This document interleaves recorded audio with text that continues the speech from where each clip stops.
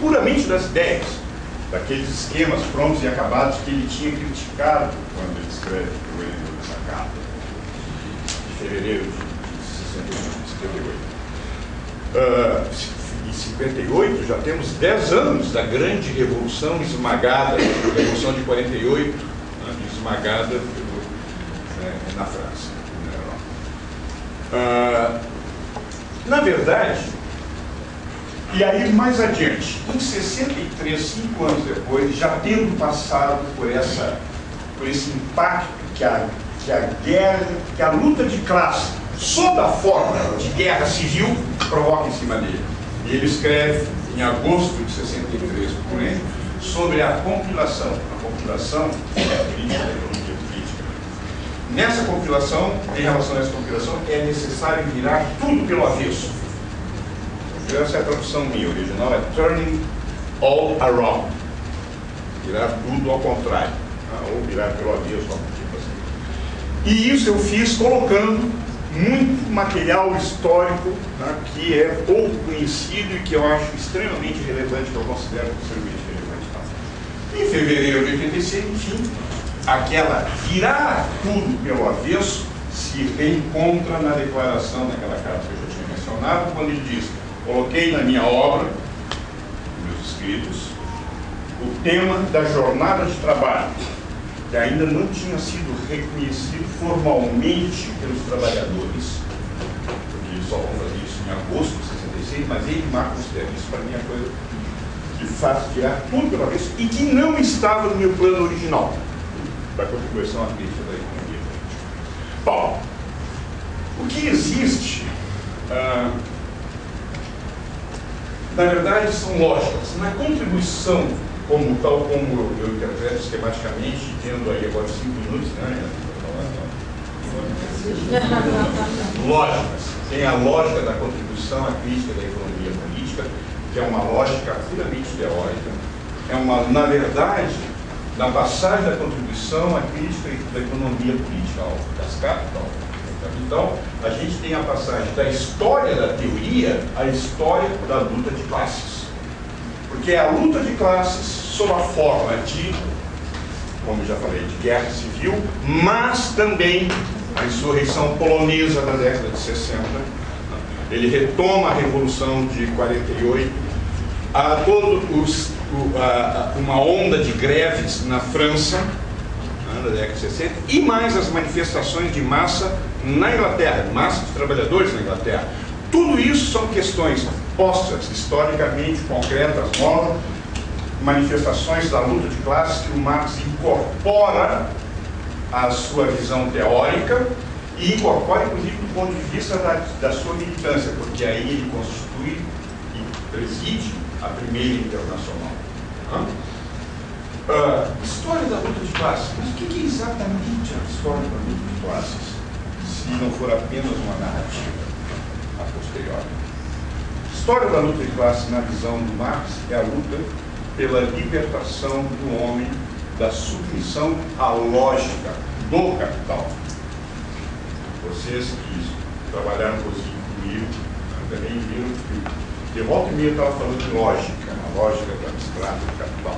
E não tem uma vez escrita a palavra lógica. Mas eu já estava operando em cima disso. Por quê? Porque é a lógica do capital que organiza um determinado tipo de trabalho. E é essa lógica do capital que organiza também não só a dualidade da mercadoria, entre valor de uso e valor de troca, mas organiza também a dualidade do trabalho, enquanto trabalho concreto e trabalho abstrato. Trabalho socialmente abstrato. E, na verdade, essa é a contradição essencial do marxismo, do ponto de vista teórico, do ponto de vista analítico. Todo o resto deriva daí. A chave para entender a questão da contradição, ou da contradição entre as formas de existência da mercadoria e todas as outras contradições da forma da existência social, histórica do capitalismo, inclusive a moeda, enquanto meio de troca e medida de valor, e como a moeda como relação social, a gente só vai conseguir entender quando trabalhar mais detidamente essa questão da dualidade do trabalho. Onde o trabalho, na verdade, não é o trabalho livre, como dizia Proudhon, e na crítica que o Marx faz ao Proudhon, ele ressalta isso. É exatamente dessa crítica que eu tiro esse esquema que alguns de vocês conhecem. A relação na economia feudal pré-capitalista é uma relação trinitária, uma outra forma trinitária de Marx, onde tem o senhor de terra, terra por quê? Porque a terra é o grande ativo produtivo, esmagadoramente o mais relevante. Tu tem o feitor e tu tem o escravo. Na sociedade capitalista, saudada como uma sociedade livre, nessa sociedade livre tu tem o capitalista com uma determinada lógica e com um determinado plano para que a sua lógica seja vitoriosa, tenha sucesso. A lógica, aquela que o Marx escreve na acumulação primitiva, no início do Capital, no mesmo capítulo, a lógica do acumular, acumular, acumular. Essa é a lógica do capital. Está expressa numa palavra: acumular. Acumulação, acumulação, acumulação. Essa é a lógica abstrata genérica. Como fazer isso acontecer? Já que não tem escravo e não pode botar chicote, tu faz o quê? Cria um administrador do processo de trabalho e subordina o trabalho à lógica do capital. Esses são os gerentes. Como eu sempre digo, vamos lembrar, não é o gerente de fábrica apenas. Somos todos nós, universitários, somos destinados a ser gerentes. Gerente na educação, gerente da medicina do trabalho, gerente como economista, gerente como administrador, gerente como comunicador social. Todos aqueles que saem da URGS, estão na URGS fazendo um curso universitário, por suposto, na verdade, são destinados a serem os gerentes, os top gerentes. Gerentes da sociedade organizada segundo a lógica do capital. E o trabalhador é livre. Botei eu aqui os pontos de interrogação, você sabe que sou um cara cético, certo? Livre. Claro que é livre, não precisa trabalhar. Muito bem, mas de quê? Que liberdade é essa? Que merda de liberdade é essa? Então tem que trabalhar. Tá, já está quase no fim, né? Que trabalho e que liberdade do trabalho é esse? Você é livre para trabalhar. Mas se você trabalhar, você vai trabalhar segundo o que lhe dizem que é bom que se faça. Esse é o trabalho alienado. O trabalho que subordina, como diz o Marx, a cooperação do trabalhador e a cooperação do trabalhador com a máquina, subordina a lógica do capital. O que Marx saúda, no segundo momento, na Comuna de Paris e também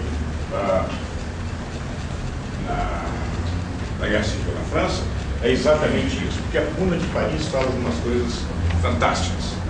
Eu gostaria até saber se existe algum filme sobre a Comuna de Paris, porque eu já vi, para mim, tem um filme na cabeça. Essa história do Thiers, pronúncia, desculpa, não falo francês, então vamos lá.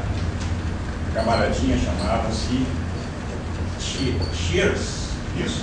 Não, Thiers, esse é o cara que era o chefão do parlamento. É o cara que, na verdade, manda roubar os canhões, a descrição é fantástica, os canhões de Montmartre, etc. Só faltou dizer uma coisa que eu li na minha versão, na versão que eu li, que foram os leiteiros. Que são os leiteiros que de madrugada estão acordados, andando por Paris, levando leite, estão os soldados lá pegando os canhões para levar. Opa, o que é isso? As mulheres avisam os leiteiros avisam as suas mulheres, e as mulheres tocam o pé. E as mulheres são as primeiras a entrar, elas ficam na frente dos canhões, aquela história assim, para não atirar. Na verdade, quando os soldados civis, pela minha leitura, quando os soldados civis estão a atirar na população, eles evitam atirar nas mulheres que estão em primeira linha, né? E para os meus primeiros, os leiteiros, etc.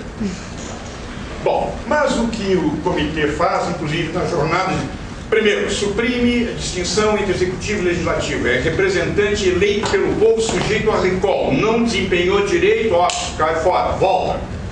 Não tem mandato permanente, não tem muito menos imunidade parlamentar. Executivo e legislativo são uma coisa só, porque hoje, da maneira como é um toque de show, não é um negócio só, o cara vai para o parlamento, fala, caga a regra, posa de bonito, e na hora que pega para capar para fazer, não é ele que faz, a culpa é do outro. Passei uma linda lei, mas não está regulamentada, então continuando com o decreto. Né? Acaba isso. Executivo e legislativo estão juntos.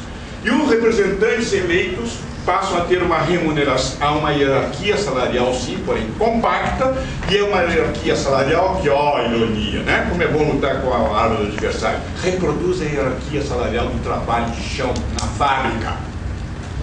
O serviço de saúde, de educação que existia, continua existindo, mas os salários são achatados, são reduzidos, e os trabalhadores do Estado estão recebendo a mesma coisa que os trabalhadores do chão de fábrica. Isso chama-se igualdade. Égalité, estava escrito lá na Revolução Francesa, e a porra da égalité não existia nunca. Agora, a Comuna de Paris faz existir igualdade entre os homens. As decisões que se tomam. O ensino não é mais orientado pela visão religiosa.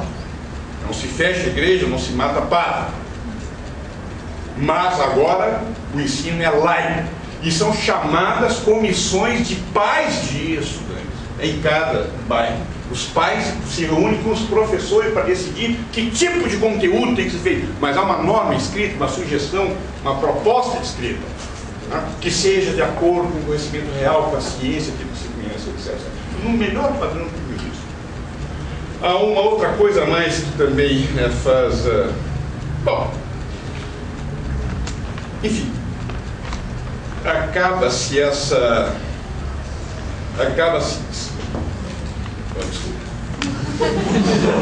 se destrói a hierarquia das fábricas, as comissões de fábrica, que a gente vê operar proposta no século XX, as comissões de fábrica são constituídas pela primeira vez na Comuna de Paris, e as comissões de fábrica é que fazem o planejamento do que é que vai ser produzido, para quem, com que condições, etc, etc, etc. O trabalho que continua existindo na fábrica, e o trabalhador que não trabalha, tchau, pode ir embora, companheiros, não está aqui, é um trabalho livre. Em que sentido? Não é no caso da liberdade formal de vender a sua força de trabalho. É livre no sentido que os trabalhadores passam ao nível das comissões, dos comitês de fábrica, a proporem a maneira pela qual a atividade econômica deve proceder, mudando os rumos, inclusive, do que vinha sendo feito antes.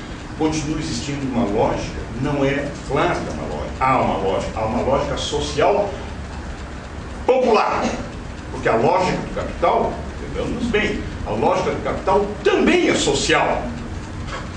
É uma lógica social específica da classe dominante. Não basta dizer uma lógica social como se o social fosse o povo. Não é, não necessariamente.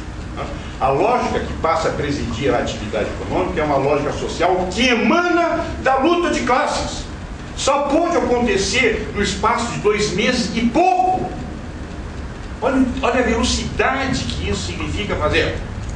Diz o Ponge, a França não é tão grande quanto o Brasil. A gente quer pegar, visualizar, é muito fácil. O Rio Grande do Sul é praticamente o tamanho da França, pouquinho. Metade. Metade. Não chega a metade, digamos 2/3. Bom, enfim. A França. A França é maior, sim. Imagine uma coisa dessa acontecendo na Revolução Farroupilha em 2 meses e pico. Os caras levaram 10 anos para ficar naquela ruim, para ficar tudo na mesma. Né? A lei do massacre dos escravos negros. Mas em 2 meses e meio fizeram todas essas zonas.